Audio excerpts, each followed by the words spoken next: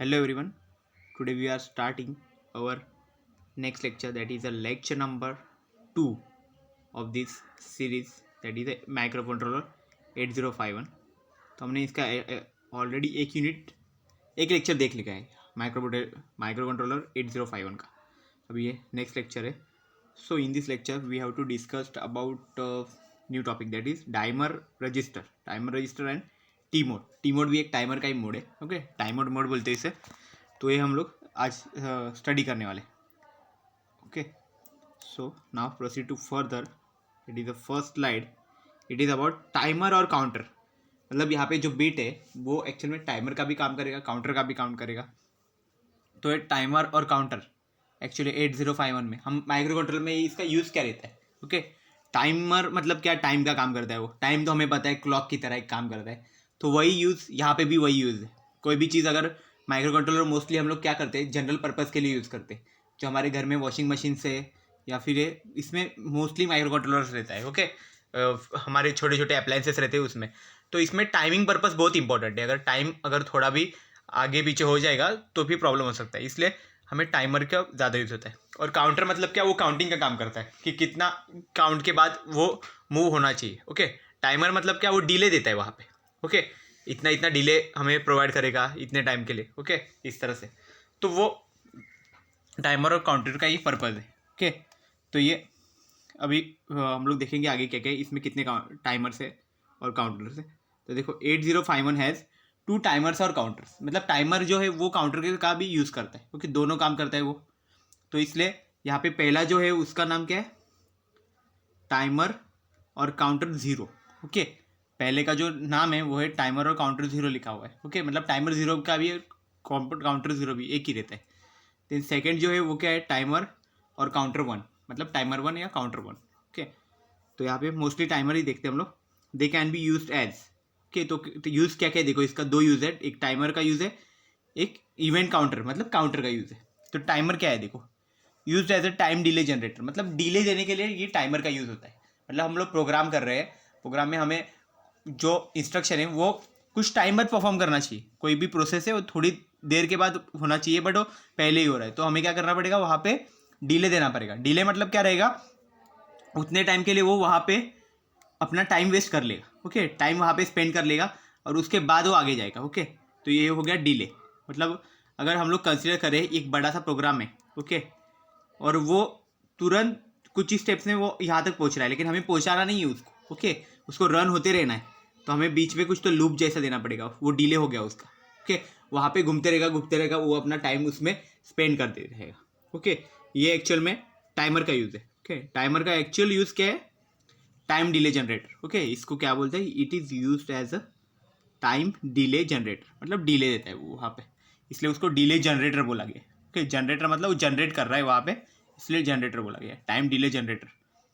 Then the clock source is the internal crystal frequency of the 8051. मतलब clock source जो रहता है वो एक्चुअल में क्या है, उसकी इंटरनल क्रिस्टल फ्रीक्वेंसी रहेगी. मतलब क्रिस्टल ऑसिलेटर जो देते हैं ना, उसके फ्रीक्वेंसी से हमें पता चलेगा कि उसका क्लॉक सोर्स क्या है, वो उस पर डिपेंड करते हैं. ओके, तो सिंपल लैंग्वेज में इतना याद रखो कि द टाइमर जो है वो एक्चुअल में हमारा डिले जनरेटर है. ओके, तो अभी नेक्स्ट देखते हैं इसका यूज़ क्या क्या है. और सेकेंड है देखो, इवेंट काउंटर करके भी यूज़ है. तो ये इवेंट काउंटर मतलब काउंटर का यूज़ है. तो काउंटर एक्चुअल में क्या रहता है देखो, external input from input pin to count the number of events on registers. मतलब रजिस्टर्स में कितना इवेंट्स हो रहे हैं, कितने टाइम में क्या क्या कर रहा है वो. पहले एडिशन कर रहा है, देन सब्ट्रैक्शन कर रहा है, मल्टीप्लिकेशन, डिवीजन, ऐसा सब इवेंट्स हो गए ना. ये सब इवेंट्स बोलते हैं. या फिर इंक्रीमेंट कर रहा है, डिक्रीमेंट कर रहा है, तो ये सब इवेंट्स हो गए. तो ये इवेंट्स को कैलकुलेट करना, इनको काउंट करना, ये एक्चुअल में काम किसका है, इवेंट काउंटर का काम यही है. ओके, इसलिए यहाँ पे बोला है कि ये जब इनपुट पिन है ये जब काउंट करना स्टार्ट कर देती है. Okay, then this clock pulses could represent, ये सेकेंड पॉइंट है. Okay, this clock pulses could represent the number of people passing through an entrance. मतलब इसको हम लोग ऐसे बोल सकते हैं कि जो क्लॉक पल्सेस देखते हैं इस मतलब कितने सारे लोग उसमें से डोर से पास हो रहे. ओके, एंट्रांस से पास हो रहे, उस तरह से ये क्लॉक वहाँ पे क्लॉक पल्सेस के काम करते हैं. ओके, क्लॉक पल्सेस जो रहते हैं वो काउंटिंग का ही काम करते हैं. और the number of wheel rotations, और ऐसे बोल सकते हैं कि नंबर ऑफ व्हील रोटेशंस कितने हो रहे हैं वो, या फिर बोल सकते हैं कि और any other event that can be converted to pulses. Okay, जो पल्सेस में कन्वर्टेड किया जा सकता है ऐसा इवेंट। ओके, तो एक्चुअल में काउंटर का यूज़ है, काउंटर वहाँ पे यूज़ होता है। तो हमें ये सब क्लॉक पल्सेस है वो उसको काउंट करने का काम भी यहाँ पे काउंटर का है। नाउ अभी ये तो क्लियर आइडिया आ गया कि टाइमर कैसा क्या चीज़ रहती है, वो एक्चुअल में डिले का काम करता है, और काउंटर क्या करता है, सिर्फ काउंटिंग का काम करता है। मतलब हमारे क्लॉक पल्सेस है वो कितने क्लॉक पल्सेस यूज़ हो रहे हैं कितने नहीं, ऐसा वो सब काउंटिंग का काम करना है हमारा काउंटर करता है। अभी नेक्स्ट जाते हैं basic registers of the timer. तो टाइमर के अंदर जो बेसिक रजिस्टर्स है वो रजिस्टर्स कौन से वो पहले देखते हैं। देखो तो देखो both the timer 0 and timer 1, दो तरह के टाइमर हमने बताए थे, काउंटर भी दो तरह के थे। ओके, जो टाइमर रहते वही काउंटर का भी काम करते। तो देखो जो टाइमर है basic register of the timer, तो दो तरह के टाइमर है, both the timer 0 and timer 1 are 16 bits wide. तो इसकी कैपेसिटी कितना है, टाइमर 0 और टाइमर 1 की जो यहाँ पे लिंक दी है, देखो ये क्या है 16 बिट्स वाइड है। ओके, 16 बिट मतलब इतने पूरे यहाँ पे बिट्स है, 8 बिट्स यहाँ पे रहेंगे। ओके, देखो यहाँ पे 3 4 5 6 7 8, ओके 8 हो गए, देन यहाँ पे भी उतने ही रहेंगे। देखो 1 2 3 4 5 6 7 8, ओके, तो ये 8 बिट रहेंगे ये टाइमर 0 के लिए, और इधर के 8 बिट है वो टाइमर 1 के लिए। ओके, इस तरह से ये रहेंगे। Since 8051 has an 8 bit architecture, तो 8 बिट का आर्किटेक्चर है 8051 में। ओके, तो क्या है each 16 bit timer is accessed as a 2 separate registers of low byte and high byte. तो इसमें क्या है, ये जो 16 बिट के जो टाइमर है 8051 के, जो 8051 में 16 बिट्स है, इसमें से क्या है लोअर बाइट और हायर बाइट ऐसे भी रहता है। ओके, इसमें जो इसके 8 बिट्स है उसमें भी लोअर बाइट और हायर बाइट रहता है, और वो लोअर बाइट हायर बाइट कैसे रहता है, TH0 TL0 TH1 TL1। T mode register एक इंपॉर्टेंट है बीट है, हम लोग देखेंगे आगे कि टी मोड रजिस्टर एक्चुअल में होता क्या है। इसको बोला जाता है एक्चुअल में टाइमर मोड रजिस्टर। ओके, और ये जो TH0 है वो एक्चुअल में क्या रहता है, टाइमर 0 का हाई बीट जो रहता है ना वो वैसा है। ओके, हाई बाइट्स जो रहते हैं ना वो सब टाइमर 0 के ये रहेंगे। देन मतलब क्या, देखो दो तरह के पूरा ये टाइमर 0 है ना, ये 16 बिट का पूरा रहेगा। ओके, उसमें से ये हाई पार्ट होगा और ये लो पार्ट रहेगा आधा। ओके, तो क्या रहेगा, एक टाइमर 0 का रहेगा, टाइमर 0 का हाई बाइट TH0 से रिप्रेजेंट करते हैं, लोअर बाइट TL0 से। देन अगेन टाइमर 1 का जो हायर बाइट है वो TH1 से, और लोअर बाइट जो रिप्रेजेंट कर रहे हैं वो TL1 से रिप्रेजेंट करते हैं। Okay, so this is all about the basic register. और एक मेन रजिस्टर है वो कौन सा है, T mode register, that is a timer mode registers. Okay, so this is about the basic registers. अभी क्या करते हैं हम लोग, ये तो समझ में आ गया कि टाइमर 0 में कितने बिट्स रहते हैं, 16 बिट्स रहते हैं, उसमें भी फिर डिवाइड होते हैं हायर बाइट लोअर बाइट, उनका दोनों का भी मिला के ऐसे 4 हो जाएंगे total, TH0 TL0 TH1 TL1। Okay, now next देखते हैं। ओके, तो नेक्स्ट देखो स्लाइड, ये देखो यहाँ पे स्टॉपर जैसे दिखाया गया है, ये तो खाली ऐसे समझने के लिए। देन टाइमर 0 रजिस्टर, अभी देखो यहाँ पे टाइमर 0 रजिस्टर अभी आ गया है। देखो तो पहले हम लोग टाइमर 0 के लिए स्टडी कर लेंगे। ओके, नेक्स्ट क्या है बाद में फिर उसके जैसे ही बाकी टाइमर 1 और इसमें भी उस तरह से सिमिलरिटी रहेंगी थोड़ी बहुत।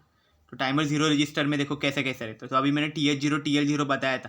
ओके, जो हायर बाइट है वो TH0 देखो ऐसे दिखते हैं, जो लोअर बाइट है वो इसके जैसे दिखते हैं। देखो यहाँ पे नीचे दिखाया इसलिए लोअर है, ऊपर दिखाया इसलिए हायर है। ओके, और ये पूरा 16 है टोटल, देखो D0 से लेके D15 लिखा हुआ है। ओके, 0 नीचे से स्टार्ट किया क्योंकि यहाँ पे लोअर बाइट है, ऊपर के साइड 15 है मतलब D15। ओके, तो इस तरह से ये पूरा हमारा टाइमर 0 का यहाँ पे ये पूरा सेक्शन हो गया, और टाइमर 0 इस तरह से दिखता है। सो यहाँ पे देखो पहले क्या लिखा हुआ है, फर्स्ट पॉइंट हम लोग देखते हैं, the 16 bit registers of timer 0 is accessed as a low byte and high byte। मतलब जो 16 बिट के रजिस्टर है ना, उसको हम लोग लोअर बाइट और हायर बाइट, मतलब लो बाइट हाई बाइट ऐसे भी इसको यूज़ कर सकते हैं हम लोग। ओके, जो हमने पहले ही देखा, देखो TH0 और TL0 वो उसका मीनिंग क्या है, मतलब वो लोअर बाइट रहता है और हायर बाइट रहता है। ओके, वही पॉइंट यहाँ पे इन्होंने यहाँ पे रिप्रेजेंट किया हुआ है, फर्स्ट पॉइंट। देन हो गया, अभी सेकेंड पॉइंट पे जाते हैं। वो क्या लिखा है, the low byte register is called TL0। Okay, और उसका मीनिंग क्या है, टाइमर 0 लो बाइट। ओके, जो TL0 था ना, उसका मीनिंग है टाइमर 0 लो बाइट। और वो कहाँ पे है, यहाँ पे D0 से लेके D7 तक, यहाँ पे ये टाइमर 0 लो बाइट है। ओके,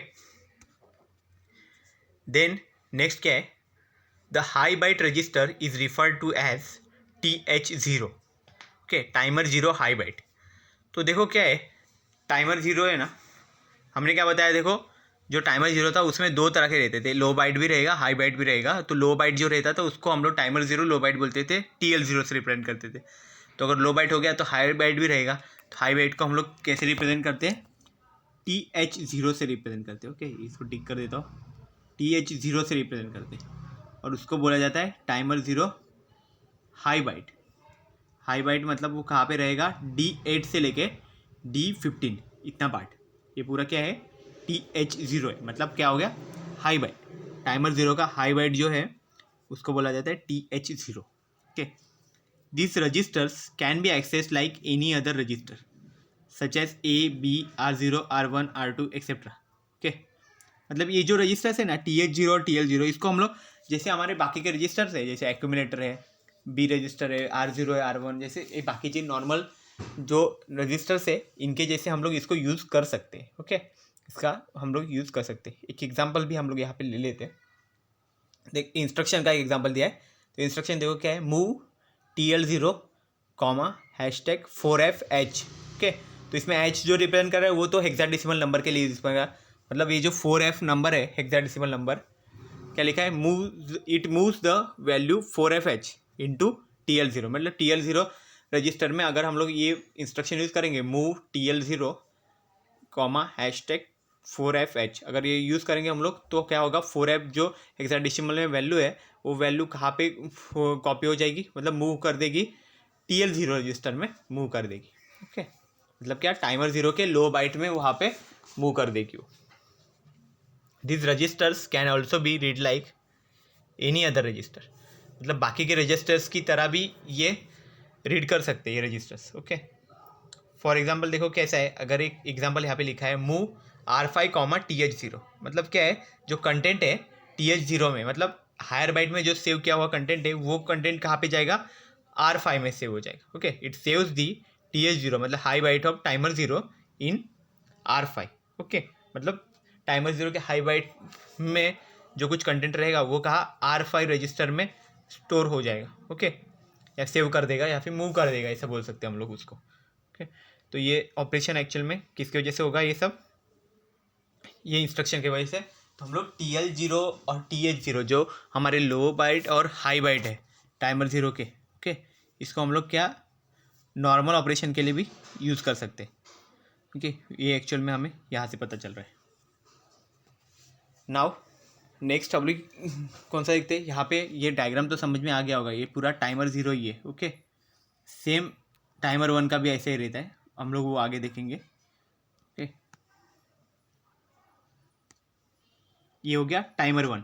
तो अभी मैं टाइमर 1 में ज़्यादा नहीं बताऊंगा, क्योंकि टाइमर 0 में जैसा है उसमें से ही सब है। मतलब क्या है, देखो टाइमर 0 में हमने देखा था कि 16 बिट्स की उसका है, तो ये इसका टाइमर 1 का भी वैसा ही है, 16 बिट्स है। यहाँ पे रिप्रेजेंट किया हुआ है, तो D0 से लेके D15 तक, मतलब वो 16 बिट हो गया।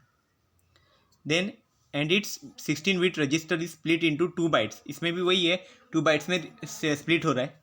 ओके, बाइट्स क्यों लिखा हुआ, 8 बिट्स का एक बाइट बनता है। Okay, and it refer to as TL1, मतलब टाइमर 1 लो बाइट। उसमें क्या था, टाइमर 0 लो बाइट था, इधर टाइमर 1 लो बाइट है। एंड TH1 मतलब टाइमर 1 हाई बाइट। ओके, तो TL1 की रेंज कहाँ पे है, देखो D0 से लेके D7 तक जो पार्ट है वो उसको बोला जाता है timer 1 low byte. Okay, and D8 से लेके D15 तक जो पार्ट है उसको बोला जाता है टाइमर 1 हाई बाइट। ओके, इसको बोला जाता है। these registers are accessible in the same way as the registers of timer 0. Okay, तो ये क्या है, ये जो रजिस्टर्स है इसको कैसे एक्सेस कर सकते हैं, रजिस्टर जो टाइमर 0 के जो रजिस्टर्स है उसकी तरह एक्सेस कर सकते हैं. Okay, so this is all about the timer 1 register. तो ये सब चीज़ें किस में हो जाती है, टाइमर 1 रजिस्टर का पार्ट है, जिसमें हम लोग क्या देखा कि D0 से लेकर D15 तक 16 बिट का रजिस्टर से ये टाइमर 0. देन इसमें क्या क्या है, ये TL1 पार्ट है, मतलब क्या है D0 से लेकर D7 का. देन ये TH1 मतलब हायर बाइट का पार्ट है. ओके, वो एक्चुअल में क्या है D8 से लेके D15 तक का ये पूरा पार्ट है. Okay, this is all about the timer 1 register है.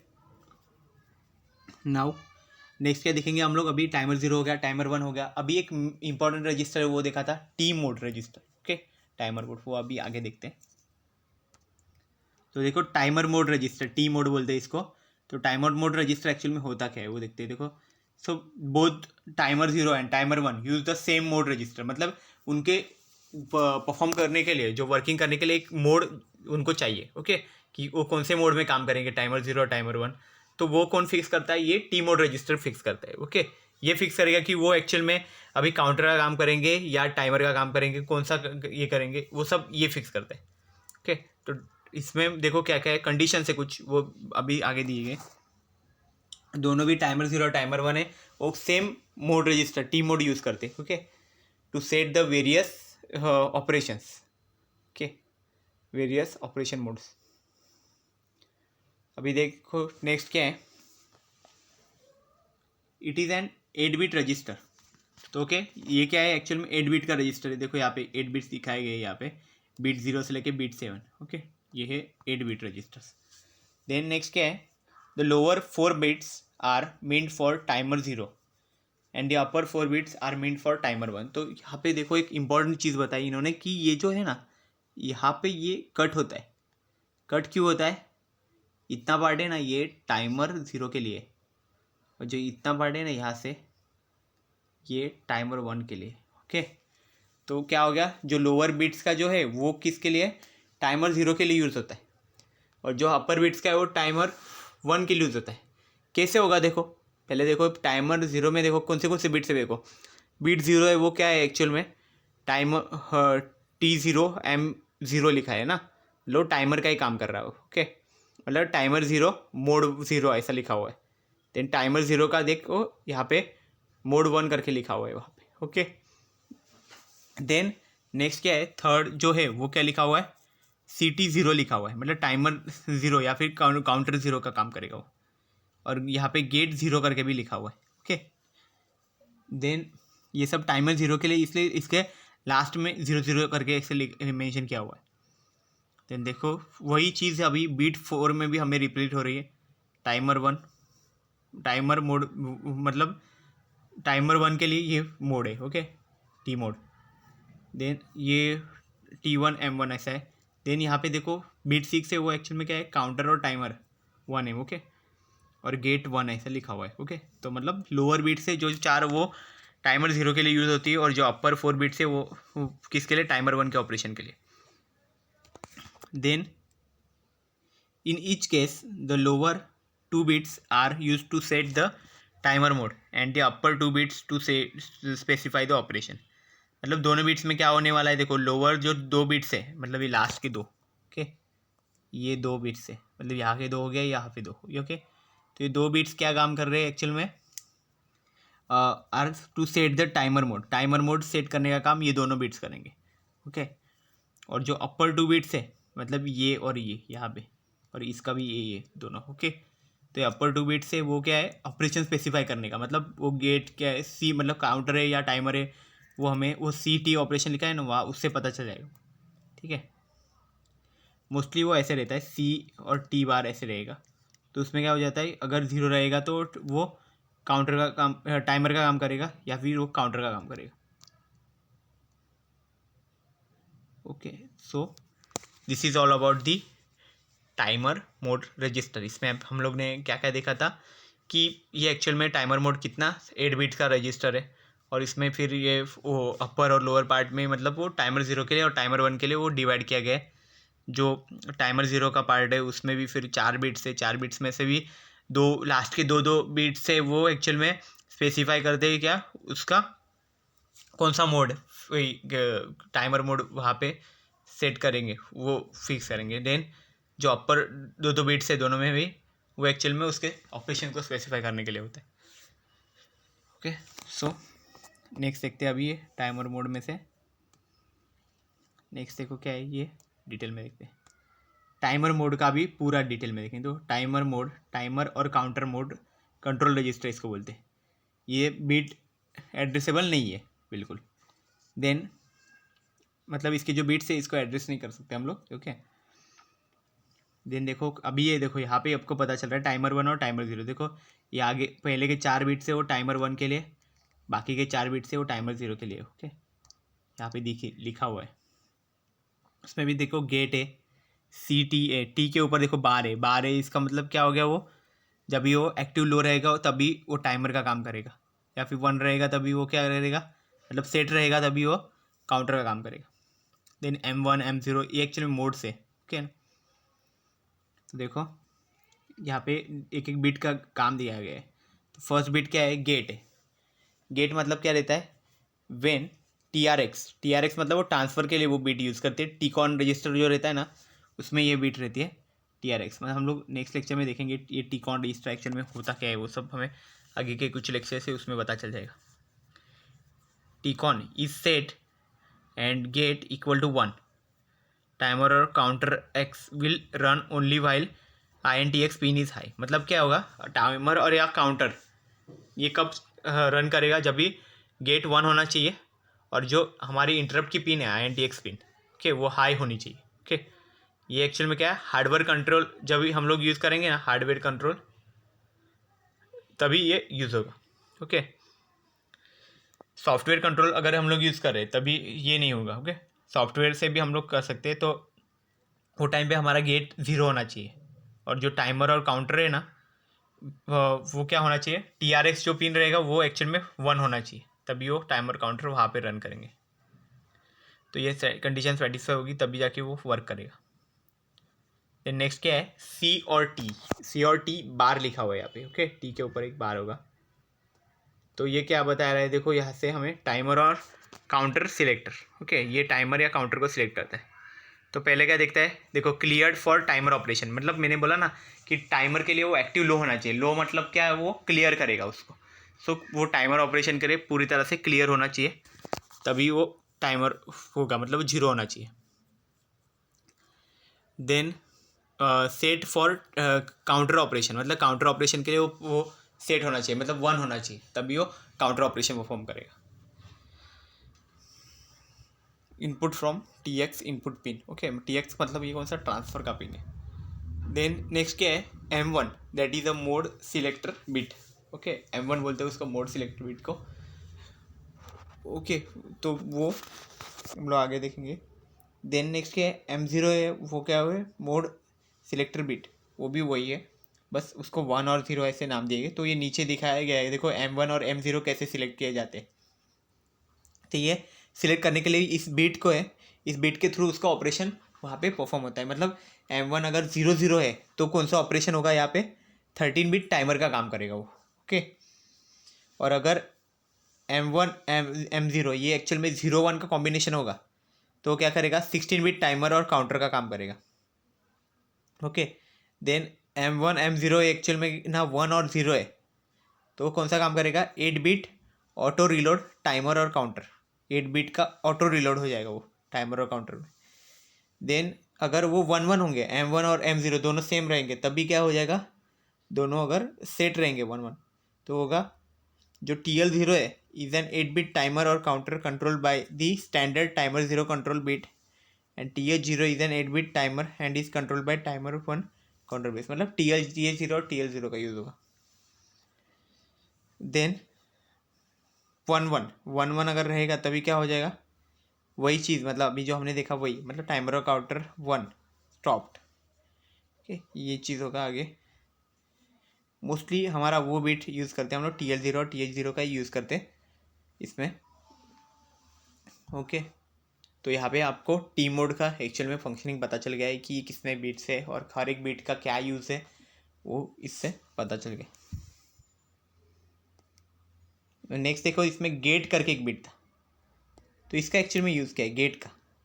तो इसका यूज़ क्या है, देखो, every timer has a mean of starting and stopping, मतलब स्टार्टिंग एंड स्टॉपिंग करने का जो काम है टाइमर में, वो एक्चुअल में क्या है, ये गेट का है। ओके, कि कब स्टार्ट करना है कब स्टॉप करना है, ये सब गेट करता है, गेट वहाँ पे काम करता है। तो गेट देखो कब ज़ीरो रहेगा और कब वन रहेगा, और वन क्या काम करता है वो सब दिखाएंगे, अभी देखेंगे हम लोग। तो जब गेट अगर ज़ीरो रहेगा तो इंटरनल कंट्रोल का काम करेगा, इंटरनल कंट्रोलिंग का काम करेगा। ओके, और the start and stop of the timer are control by way of software. और जब सॉफ्टवेयर के वे से हम लोग by using software method we अगर if we start and stop the timer, तो फिर क्या होगा, गेट हमें ज़ीरो रखना पड़ेगा। देन क्या है, सेट और clear the timer for start और स्टॉप टाइमर। ओके, तो ये एक्चुअल में क्या करता है कि सेट या फिर क्लियर करने का काम, मतलब क्या करेगा, वन या ज़ीरो उसको टाइमर को करने का काम यहाँ पे गेट ज़ीरो के इस कंडीशन में होगा। ओके, तो उसके लिए हम लोग इंस्ट्रक्शन क्या यूज़ करते हैं, मतलब एक सॉफ्टवेयर थ्रू है ना यहाँ पे बताया गया, तो इसलिए इंस्ट्रक्शन हमें यूज़ करना पड़ेगा, क्योंकि सॉफ्टवेयर थ्रू है मतलब यहाँ पे प्रोग्रामिंग तो चाहिए। तो वो ऐसा रहेगा, set B TR0 and CLR TR0 ऐसा। ओके, मतलब क्या होगा, यहाँ पे बी रजिस्टर को यहाँ पे सेट करेगा टाइमर ज़ीरो के लिए। देन यहाँ पे देखो नेक्स्ट में क्या किया उसने, क्लियर कर दिया उसको टाइमर ज़ीरो को। अभी नेक्स्ट क्या है, गेट वन। गेट वन के लिए देखेंगे क्या है, मतलब क्या है, गेट अगर वन होगा वहाँ पे बीट गेट में अगर हाई रहेगा तो क्या होगा, वो एक्चुअल में एक्सटर्नल कंट्रोल के लिए यही यूज़ करेगा। इसका यूज़ हम एक्सटर्नल कंट्रोल के लिए करेंगे। एक्सटर्नल कंट्रोल के लिए मतलब क्या, hardware, the hardware way of starting and stopping the timer by software and an external source, मतलब ये सॉफ्टवेयर से भी करते हैं या फिर एक्सटर्नल सोर्स से भी, बट हार्डवेयर वे इसको बोला जाता है कि ये स्टार्ट और स्टॉप करता है टाइमर को इस तरह से।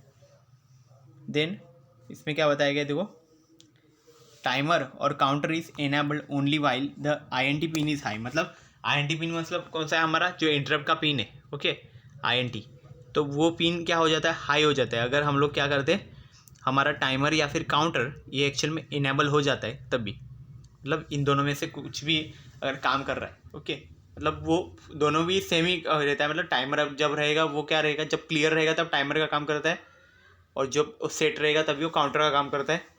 तो अगर वो इनेबल होता है तो INT पिन क्या हो जाएगी, हाई हो जाएगी।